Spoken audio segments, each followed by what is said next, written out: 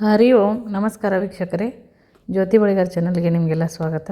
ಈ ದಿನ ನೋಡ್ರಿ, ಆಷಾಢ ಮಾಸದಲ್ಲಿ ಮಾಡುವಂತಹ ಸೋಮವಾರ ಮಾಡುವಂತಹ ಸೋಮೇಶ್ವರ ಪೂಜೆ, ಶಿವನ ಪೂಜೆ ಮಾಡೋದು ಯಾವ ಥರ ವಿಧಾನ ಏನು ಮತ್ತು ಇದರ ಒಂದು ಮಹತ್ವ ಏನು ಅನ್ನೋದನ್ನು ಈ ವಿಡಿಯೋದಲ್ಲಿ ನೋಡೋಣಂತೆ.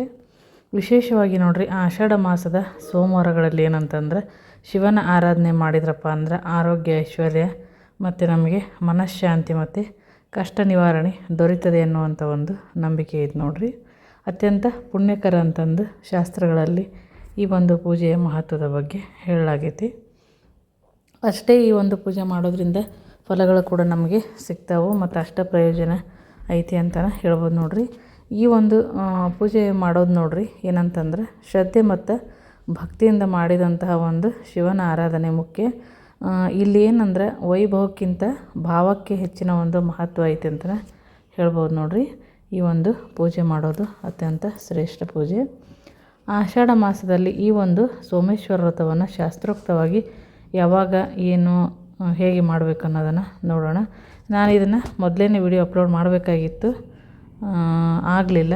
ಇವಾಗ ಮಾಡ್ತಾಯಿದ್ದೀನಿ ನೋಡಿರಿ. ಮುಂದಿನ ವಾರ ಯಾರು ಮಾಡೋರು ಇದ್ದರೆ ಮಾಡಬಹುದು.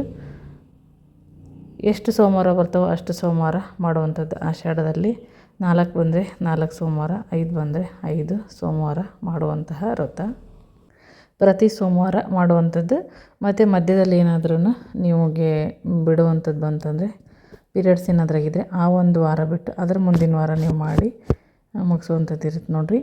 ಈ ಒಂದು ವ್ರತದ ಬಗ್ಗೆ ಹೇಳಬೇಕಪ್ಪ ಅಂತಂದ್ರೆ, ಇಂದ್ರನ ಏನಂತಂದ್ರೆ ಗೌತಮರಿಂದ ಸಹಸ್ರಾಕ್ಷನಾಗುವಂತಂದು ಶಾಪವನ್ನು ಪಡ್ಕೊಂಡಿರ್ತಾನೆ. ಆ ಶಾಪವನ್ನು ಏನಂತಂದ್ರೆ ಗೌತಮರಿಗೆ ಆತ ಮೋಸ ಮಾಡಿದ್ರ ಒಂದು ಫಲವಾಗಿ ಆ ಶಾಪವನ್ನು ಪಡೆದು ಹುಚ್ಚನಾಗಿ ನೋಡ್ರಿ ತನ್ನ ಎಲ್ಲ ಅಸ್ತಿತ್ವವನ್ನು ಕಳ್ಕೊಂಡು ಓಡಾಡ್ತಾ ಇರ್ತಾನೆ. ಈ ಒಂದು ಶಾಪದ ಪರಿಣಾಮವಾಗಿ ಇಂದ್ರ ಏನಪ್ಪ ಅಂದ್ರೆ ತನ್ನ ದಿವ್ಯ ತೇಜಸ್ಸು ಮತ್ತು ವೈಭವ ಹಾಗೂ ಏನಂದ್ರೆ ಇಂದ್ರನ ಪದವಿಯ ಒಂದು ಗೌರವವನ್ನು ಕೂಡ ಕಳ್ಕೊಂಡು ತೀವ್ರ ಏನಂದ್ರೆ ದುಃಖಕ್ಕೆ ಒಳಗಾಗಿರ್ತಾನೆ. ಈ ಒಂದು ಶಾಪ ವಿಮೋಚನೆಗಾಗಿ ನೋಡ್ರಿ ದೇವರ್ಷಿ ನಾರದರ ಅವ್ರಿಗೆ ಹೋಗಿ ಕೇಳಿದಾಗ ಅವ್ರಿಗೆ ಶರಣಾಗಿ ಕೇಳ್ತಾನೆ. ಆವಾಗ ಅವ್ರು ಹೇಳ್ತಾರೆ, ಆಷಾಢ ಮಾಸದ ಈ ಒಂದು 4 ಸೋಮವಾರಗಳಲ್ಲಿ ಏನಂತಂದ್ರೆ ಭಗವಾನ್ ಸೋಮೇಶ್ವರನನ್ನು ಭಕ್ತಿಯಿಂದ ಪೂಜಿಸಿ ವ್ರತವನ್ನು ಆಚರಣೆ ಮಾಡಿದ್ದಪ್ಪ ಅಂತಂದ್ರೆ ನಿನಗೆಲ್ಲ ರೀತಿಯಿಂದ ಒಳ್ಳೆಯದಾಗುತ್ತೆ ಅಂತ ಹೇಳ್ತಾರೆ. ಹಾಗಾಗಿ ಮೊಟ್ಟ ಮೊದಲು ನೋಡ್ರಿ ಈ ಒಂದು ವ್ರತವನ್ನು ಮಾಡಿದಂಥವರು ಇಂದ್ರ. ಈ ಆಷಾಢ ಸೋಮೇಶ್ವರದ ಈ ಒಂದು ವ್ರತವನ್ನು ಆಚರಿಸಿದಂಥವ್ರು ಏನಪ್ಪ ಅಂತಂದ್ರೆ ಮೊದಲು ಇಂದ್ರ ನೋಡ್ರಿ. ಆವಾಗಿಂದ ಇದು ಶುರು ಆಯ್ತು ಅಂತಲೇ ಹೇಳ್ಬೋದು.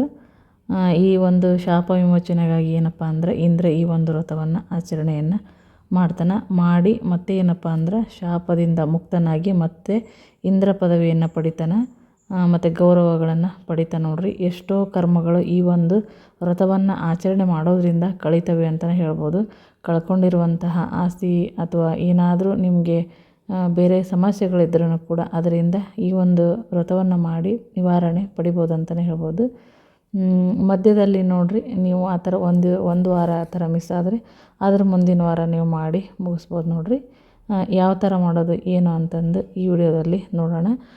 ಒಂದು ಫೋಟೋ ಇರಬೇಕು, ಶಿವಪಾರ್ವತಿ ಫೋಟೋ ಮತ್ತು ಲಿಂಗ ಇರಬೇಕು ನೋಡ್ರಿ ಈ ಒಂದು ಪೂಜೆಯನ್ನು ಮಾಡೋದಕ್ಕೆ. ಮತ್ತು ನೀವು ಇಲ್ಲ ಆಲ್ಮೋಸ್ಟ್ ಎಲ್ಲರ ಮನೆಗೆ ಇರ್ತೈತಿ, ಫೋಟೋ ಇಲ್ಲ ಅಂದ್ರೆ ತೊಗೋಬೋದು. ಮತ್ತು ಅದ್ರ ಜೊತೆಗೆ ಲಿಂಗವನ್ನು ಕೂಡ ಪೂಜೆಯನ್ನು ಮಾಡಬೇಕಾಗತ್ತೆ ಸೋಮವಾರ ದಿವಸ. ಲಿಂಗ ಇಲ್ಲ ಅಂದರೆ ನೀವು ಮಣ್ಣಿನಿಂದ ಲಿಂಗವನ್ನು ಮಾಡಿ ಇಡ್ರಿ, ನಡೀತದೆ. ಪೂಜೆ ಮಾಡುವಂಥ ತಟ್ಟೆಯಲ್ಲಿ ಇಟ್ಟು ಪೂಜೆಯನ್ನು ಮಾಡ್ಬೋದು. ಇಲ್ಲ ಬೆಳ್ಳಿ ಲಿಂಗ ಇದ್ದರೂ ಕೂಡ ಬೆಳ್ಳಿ ಲಿಂಗವನ್ನು ಪೂಜೆ ಮಾಡ್ಬೋದು ನೋಡ್ರಿ.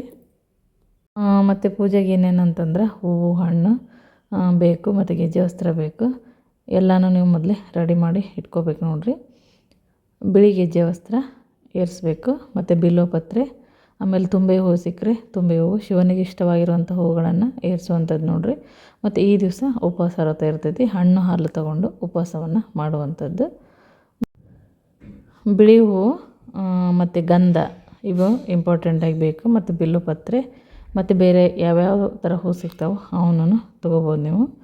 ಅರಿಶಿನ, ಕುಂಕುಮ ಎಲ್ಲ ಇಟ್ಕೋಬೇಕು ಪೂಜೆಗೆ.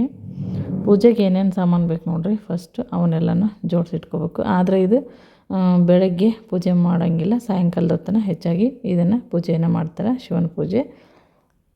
ಇದು ಏನಂತಂದ್ರೆ ಮೊದಲಿಂದ ನಾವು ಇದನ್ನು ತಯಾರಿಯನ್ನು ಮಾಡ್ಕೋಬೇಕು. ಬೆಳಗ್ಗೆ ಎದ್ದು ನೋಡಿರಿ ನಾವು ಶಿವಪಾರ್ವತಿ ಫೋಟೋ ಇದ್ದರೆ ಅದನ್ನು ಇಟ್ಕೊಂಡ್ರೆ ಒಳ್ಳೆಯದು. ಮತ್ತು ಅದ್ರ ಜೊತೆಗೆ ಲಿಂಗ ಯಾವುದಿರ್ತದೆ, ಸ್ಫಟಿಕ ಆದರೆ ಸ್ಫಟಿಕ, ಬೆಳ್ಳಿದಿದ್ದರೆ ಬೆಳ್ಳಿದು, ಮತ್ತು ಹಿತ್ತಾಳೆ ಅವು ಇದ್ರೂ ಅದನ್ನು ನಡಿತೈತಿ. ಅದನ್ನು ಇಟ್ಕೊಂಡು ಪೂಜೆಯನ್ನು ಮಾಡುವಂಥದ್ದು ನೋಡಿರಿ. ಬೆಳಗ್ಗೆ ನೋಡಿರಿ ಫಸ್ಟು ತಲೆ ಸ್ನಾನ ಮಾಡಿ ಮತ್ತು ಸಂಜೆವರೆಗೂ ಉಪವಾಸ ಇದ್ದು ಹಾಲು ಹಣ್ಣು ತೊಗೊಂಡು ಆನಂತರ ಮತ್ತೆ ತಿರ್ಗಿ ಸಂಜೆ ಹೆಗಲು ಸ್ನಾನವನ್ನು ಮಾಡಿಕೊಂಡು ಮಾಡುವಂಥದ್ದು. ಹಾಲು ಹಣ್ಣು ತೊಗೋಬೋದು ಉಪವಾಸ ಆಚರಣೆ ಅಂದರೆ. ಸಾಯಂಕಾಲ ನೋಡಿರಿ ಸ್ನಾನ ಎಲ್ಲ ಆದಮೇಲೆ ನೀವು ಪೂಜಾ ಸಿದ್ಧತೆಯನ್ನು ಮಾಡ್ಕೋಬೇಕು. ದೇವ್ರ ಕಟ್ಟೆ ಮೇಲೆ ರಂಗೋಲಿಯನ್ನು ಹಾಕಿರಿ ಮತ್ತು ಮಣೆ ಇಡ್ರಿ. ಅದ್ರ ಮೇಲೆ ಏನಂದ್ರೆ ಫೋಟೋವನ್ನು ಇಡಬೇಕು. ಫೋಟೋ ಮುಂದೆಗಡೆ ಏನಂತಂದ್ರೆ ಈ ಒಂದು ಶಿವಲಿಂಗವನ್ನು ಇಡಬೇಕು ನೋಡಿರಿ. ಗೆಜ್ಜೆ ವಸ್ತ್ರ ಎಷ್ಟಪ್ಪ ಅಂತಂದ್ರೆ ಶಿವಲಿಂಗಕ್ಕೆ 16 + 2 ಗೆಜ್ಜೆ ವಸ್ತ್ರ ಏರಿಸ್ಕೋಬೇಕು. ಫೋಟೋಗೆ 20 + 2 ಗೆಜ್ಜೆ ವಸ್ತ್ರವನ್ನು ಏರಿಸ್ಕೋಬೇಕು. ಅದ್ರ ಜೊತೆಗೆ ಬಿಲ್ವಪತ್ರೆ, ಬಿಳಿ ಹೂವು, ತುಂಬೆ ಹೂವು ಇವನ್ನೆಲ್ಲನೂ ಇಟ್ಕೋಬೇಕು ಹೂವನ್ನ. ಮತ್ತು ನೀವು ಒಂದು ಆಸನವನ್ನು ಹಾಕ್ಕೊಂಡು ಕೂತ್ಕೋಬೇಕು. ನೆಲದ ಮೇಲೆ ಕೂತು ಪೂಜೆ ಮಾಡಬಾರ್ದು. ಮತ್ತು ನೀವು ಪೂಜೆಗೆ ಏನಾದ್ರೂ ಕೂತ್ಕೊಳ್ಳೋಕ್ಕಿಂತ ಮುಂಚೆನೇ ಎಲ್ಲನೂ ಇಟ್ಕೋಬೇಕು. ಮತ್ತು ಗಣಪತಿ ಪೂಜೆಯನ್ನು ಮಾಡ್ಕೋಬೇಕು ನೋಡಿರಿ ಫಸ್ಟ್. ಆನಂತರ ಉಳಿದಿದ್ದು ಪೂಜೆ ಮಾಡಬೇಕು. ಅದು ಮಾಡೋಕ್ಕಿಂತ ಮುಂಚೆ ಏನಂದರೆ ಸಂಕಲ್ಪವನ್ನು ಮಾಡ್ಕೋಬೇಕು ನಾವು. ಬಲಗೈಯಲ್ಲಿ ನೋಡಿರಿ ಸಂಕಲ್ಪ ಮಾಡ್ಕೊಳ್ಳೋದಕ್ಕೆ ಸ್ವಲ್ಪ ಅಕ್ಷತೆ ಮತ್ತು ಸ್ವಲ್ಪ ನೀರು, ಹೂವು ಮತ್ತು ನಾಣ್ಯವನ್ನು ಇಟ್ಕೋಬೇಕು. ಸಂಕಲ್ಪ ಮಂತ್ರವನ್ನು ಪಠಣೆ ಮಾಡಿಕೊಂಡು ಅಂದರೆ ಕಾಲ, ದೇಶ ಅದನ್ನೆಲ್ಲ ಉಚ್ಚಾರ ಮಾಡಿ ಹೆಸರು, ಗೋತ್ರ ಮತ್ತು ಆ ದಿನ ಯಾವ್ಯಾವ ನಕ್ಷತ್ರ ಏನಿದೆ ಅದನ್ನು ಹೇಳ್ಕೊಬೇಕು ನೋಡಿರಿ. ಶುಭೆ ಶೋಭನೆ ಮುಹೂರ್ತೆ ಆದ್ಯ ಬ್ರಹ್ಮಣ ದ್ವಿತೀಯ ಪ್ರಾರ್ಧೆ ಶ್ವೇತವರಾಹ ಕಲ್ಪೆ ವೈವಸ್ವತ ಮನ್ವಂತರೆ ಕಲಿಯುಗೆ ಪ್ರಥಮ ಪಾದೆ ಜಂಬೂದ್ವೀಪೆ ಭರತವರ್ಷೆ ಭರತಖಂಡೆ ಗೋದಾವರಿಯ ದಕ್ಷಿಣೆ ತೀರೆ ಶಾಲಿವಾಹನ ಶಕೆ ಬೌದ್ಧಾವತಾರೆ ರಾಮಕ್ಷೇತ್ರೆ ಅಸ್ಮಿನ್ ವರ್ತಮಾನೆ ವ್ಯಾವಹಾರಿಕ ಚಂದ್ರಮಾನೆ ಪ್ರಭವಾದಿ ಸಂವತ್ಸರ ಮಧ್ಯೆ ಸಂವತ್ಸರ ಹೆಸರು ಮತ್ತು ಯಾವುದು ಆಯನ ಋತು ಮಾಸ ತಿಥಿಯ ವಾಸರ ಶುಭ ನಕ್ಷತ್ರ ಶುಭಯೋಗ ಶುಭಕರಣ ಏವಂ ಗುಣ ವಿಶೇಷಣ ವಿಶಿಷ್ಟಾಯಾಂ ಶುಭತಿಥೌ ಅಸ್ಮಾಕಂ ಸಹ ಕುಟುಂಬಾನಾಂ ಕ್ಷೇಮ ಸ್ಥೈರ್ಯ ವಿಜಯ ವೀರ್ಯ ಅಭಯ ಆಯುರಾರೋಗ್ಯ ಐಶ್ವರ್ಯಾಭಿವೃದ್ಧ್ಯರ್ಥಂ ಸಮಸ್ತ ದುರಿತೋಪಶಾಂತ್ಯರ್ಥಂ ಸಮಸ್ತ ಸನ್ಮಂಗಳಾರ್ಥ ಸಮಸ್ತ ಅಭ್ಯುದಯಾರ್ಥ ಚ ಧರ್ಮಾರ್ಥ ಕಾಮ ಮೋಕ್ಷ ಚತುರ್ವಿಧ ಫಲ ಪುರುಷಾರ್ಥ ಸಿದ್ಧಾರ್ಥಂ. ಆಮೇಲೆ ನೀವು ಯಾವ ದೇವರ ಪೂಜೆಯನ್ನು ಮಾಡ್ತಿರ್ತೀರಿ ನೋಡಿರಿ ಆ ದೇವರ ಹೆಸರು ಹೇಳ್ಕೊಂಡು ಶ್ರೀ ಸೋಮೇಶ್ವರ ಪ್ರೀತ್ಯರ್ಥಂ ಯಾವ ಶಕ್ತಿ ಧ್ಯಾನ ವಾಹನಾದಿ ಷೋಡಶೋಪಚಾರ ಪೂಜಾಂ ಕರಿಷ್ಯೆ ಅಂತಂದು ಹೇಳ್ಕೊಂಡು ಕೈಯಲ್ಲಿರುವಂತಹ ಅಕ್ಷತೆ, ನೀರು ಮತ್ತು ಹೂವನ್ನು ಒಂದು ತಟ್ಟೆಯ ಮೇಲೆ ಬಿಡಬೇಕು ನೋಡಿರಿ. ಎಷ್ಟು ವಾರ ಏನು ಮಾಡ್ತೀರಿ ಅಂತ ಅಂದ್ಕೊಂಡು ಈ ಥರ ಕೈಯಲ್ಲಿರುವಂಥದ್ದು ಬಿಡಬೇಕು. ಆನಂತರ ನೋಡಿರಿ ಎಲ್ಲ ರೆಡಿ ಇಟ್ಕೊಂಡು ಮೊದಲೇ ಕೂತಿರ್ಬೇಕು. ಮತ್ತು ನಾವು ಪೂಜೆ ಕೂತ್ಕೊಳ್ಳೋರು ವಿಭೂತಿ ಅರಿಶಿನ ಕುಂಕುಮ ಎಲ್ಲ ಹಚ್ಕೊಂಡು ಒಂದು ಆಸನವನ್ನು ಹಾಕ್ಕೊಂಡು ಪೂಜೆಗೆ ಕೂತ್ಕೋಬೇಕು. ಗಣಪತಿ ಪೂಜೆಯನ್ನು ಮಾಡಬೇಕು. ಮತ್ತು ಮನೆ ದೇವರ ಒಂದು ಪ್ರಾರ್ಥನೆಯನ್ನು ಮಾಡ್ಕೋಬೇಕು ನೋಡಿರಿ. ಸಂಕಲ್ಪವನ್ನು ಮಾಡ್ಕೊಂಡ್ಮೇಲೆ ಗಣಪತಿ ಪೂಜೆ ಎಲ್ಲ ಆದಮೇಲೆ ಗಣಪತಿಗೆ ಗೆಜ್ಜೆ ವಸ್ತ್ರವನ್ನು ಏರಿಸಬೇಕು. ಮತ್ತು ಅದ್ರ ಜೊತೆಗೆ ಕೊಬ್ಬರಿ ಬೆಲ್ಲ ನೈವೇದ್ಯವನ್ನು ಮಾಡಬೇಕು. ಆನಂತರ ನೋಡಿರಿ ಪೂಜೆಯನ್ನು ಮಾಡ್ಕೋಬೇಕು. ಈಗ ನೋಡಿರಿ ಧ್ಯಾನವನ್ನು ಮಾಡ್ಕೋಬೇಕು. ಮೊದಲು ಶಿವನ ಒಂದು ಧ್ಯಾನವನ್ನು ಮಾಡಬೇಕು ನೋಡಿರಿ. ಕಣ್ಣು ಮುಚ್ಚಿ ಏನಂತಂದ್ರೆ ನಮಸ್ಕಾರ ಮಾಡಿಕೊಂಡು ಮನಸ್ಸಿನಲ್ಲಿ ಈ ಒಂದು ಶ್ಲೋಕವನ್ನು ಪಠಿಸ್ಬೇಕು. ಇನ್ ಕೇಸ್ ಬರಲ್ಲ ಅಂದ್ರೆ ನೋಡಿಕೊಂಡು ಓದ್ಬೋದು ನೋಡಿರಿ. ಧ್ಯಾಯೇ ನಿತ್ಯಂ ಮಹೇಶಂ ರಜತಗಿರಿ ನಿಭಂ ಚಾರುಚಂದ್ರ ಸಂತಂ ರತ್ನೋಜ್ವಲಂಗಂ ಪರಶುಮೃಗವರಾಭೀತಹಸ್ತಂ ಪ್ರಸನ್ನಂ ಪದ್ಮಾಸೀನಂ ಸಮಂತಾತ್ ಸ್ತುತ ಮಮ ಗಣೈರ್ವೃಕ್ ತೀಂ ವಸಾನಂ ವಿಶ್ವಾದ್ಯಂ ವಿಶ್ವವಂದ್ಯಂ ನಿಖಿಲಭಯಹರಂ ಪಂಚವಕ್ತ್ರಂ ತ್ರಿನೇತ್ರಂ ಅಂತಂದು ಹೇಳ್ಕೊಳ್ರಿ. ಈ ಒಂದು ಮಂತ್ರವನ್ನು ನಾನು ಡಿಸ್ಕ್ರಿಪ್ಷನ್ ಬಾಕ್ಸಲ್ಲಿ ಹಾಕಿರ್ತೀನಿ ನೋಡಿರಿ, ಚೆಕ್ ಮಾಡ್ಕೊಳ್ರಿ. ಇಲ್ಲಾಂದ್ರೆ ಸಿಂಪಲ್ಲಾಗಿ ಆದ್ರೂ ನೀವು ಹೇಳ್ಕೊಬೋದು. ಧ್ಯಾನ ಮೂಲಂ ಗುರುತ್ವ ಧ್ಯಾನಂ ಸರ್ವ ವರಂ ಗುರುಫಲಂ ಅಂತಲೂ ಹೇಳ್ಕೊಬೋದು. ಆಮೇಲೆ ನೋಡಿರಿ ಮುಂದೆ ಇಟ್ಟಿರುವಂತಹ ಶಿವಲಿಂಗಕ್ಕೆ ಪಂಚಾಮೃತ ಅಭಿಷೇಕವನ್ನು ಮಾಡಬೇಕು. ಮತ್ತು ಫೋಟೋಗೆ ಪ್ರೋಕ್ಷಣೆಯನ್ನು ಮಾಡಿದ್ರೆ ಸಾಕು ನೋಡಿರಿ. ಮೊದಲು ಪಂಚಾಮೃತ ಅಭಿಷೇಕವನ್ನು ಮಾಡಿರಿ. ಆ ನಂತರ ನೀರು ಹಾಕಿ ಶುದ್ಧೋದಕ ಸ್ನಾನವನ್ನು ಮಾಡಿಸ್ಬೇಕು. ಮತ್ತು ಏನಂತಂದ್ರೆ ಆಮೇಲೆ ವಿಭೂತಿ ಮತ್ತು ಚಂದನ, ಬಿಲ್ವಪತ್ರೆ, ಆಮೇಲೆ ಗೆಜ್ಜೆ ವಸ್ತ್ರ ಅಲಂಕಾರವನ್ನು ಮಾಡ್ಕೋಬೇಕು ಮತ್ತು ಪುಷ್ಪಾರ್ಚನೆಯನ್ನು ಮಾಡ್ಕೋಬೇಕು ನೋಡಿರಿ. ಬಿಳಿ ಹೂವು ಮತ್ತು ದತ್ತೂರ ಸಿಕ್ಕರೂ ಆ ಹೂವು ಅದೆಲ್ಲನೂ ಸೇರಿಸಿ ನೀವೇನಂತಂದ್ರೆ ಪುಷ್ಪಾರ್ಚನೆಯನ್ನು ಮಾಡ್ಕೋಬೇಕು. ಪಂಚಾಮೃತ ಸ್ನಾನ ಆದಮೇಲೆ ಶುದ್ಧ ನೀರಿನ ಸ್ನಾನ ಮತ್ತು ತಿಲಾಕ್ಷತೆಯನ್ನು ಏರಿಸಿದ್ರೆ ಒಳ್ಳೇದು ನೋಡಿರಿ. ಶಿವನಾಮವನ್ನು ಹೇಳ್ಕೊತ ತಿಲಾಕ್ಷತೆಯನ್ನು ಏರಿಸಬೇಕು. ದ್ವಾದಶ ನಾಮ ಹೇಳ್ತಾ ಏನಂತಂದ್ರೆ ಪತ್ರಿಯನ್ನು ಏರಿಸ್ಕೊಳ್ಳೋವಂಥದ್ದು. ಪತ್ರಿ ಕಡ್ಡಾಯವಾಗಿ ಇದ್ದರೆ ಒಳ್ಳೇದು ನೋಡಿರಿ. ಎಷ್ಟು ಸಿಗುತ್ತೋ ಸಾಧ್ಯ ಆದಷ್ಟು ಅಷ್ಟು ಪತ್ರಿಯನ್ನು ಏರಿಸಬೇಕು. ತ್ರಿದಳಂ ತ್ರಿಗುಣಾಕಾರಂ ತ್ರಿನೇತ್ರಂ ಚ ತ್ರಿಯಾಯುಧಂ ತ್ರಿಜನ್ಮ ಪಾಪ ಸಂಹಾರಂ ಏಕಬಿಲ್ವಂ ಶಿವಾರ್ಪಣಂ ಅಂತಂದು ನೋಡಿರಿ ಪತ್ರಿಯನ್ನು ಏರಿಸಬೇಕು. 3 ಎಲೆ ಹೊಂದಿರುವಂತಹ 3 ಗುಣಗಳುಳ್ಳ ಸತ್ವರ್ಜಸ್ಸು ಮತ್ತು ತಮಸ್ಸನ್ನು ಪ್ರತಿನಿಧಿಸುವಂತಹ 3 ಕಣ್ಣುಗಳುಳ್ಳಂತಹ ಶಿವನ ಒಂದು ತ್ರಿಶೂಲವನ್ನು ಧರಿಸಿರುವಂತಹ ಏನಂತಂದ್ರೆ ಶಿವನಿಗೇನಂತಂದ್ರೆ 3 ಜನ್ಮಗಳ ಪಾಪಗಳನ್ನು ನಾಶ ಮಾಡುವಂಥ ಈ ಒಂದು ಬಿಲ್ವಪತ್ರೆಯನ್ನು ನಾವು ಅರ್ಪಿಸಬೇಕು ನೋಡಿರಿ. ಅರ್ಪಿಸಿ ಧೂಪ ದೀಪ ಮತ್ತು ಆರತಿಯನ್ನು ಮಾಡಬೇಕು.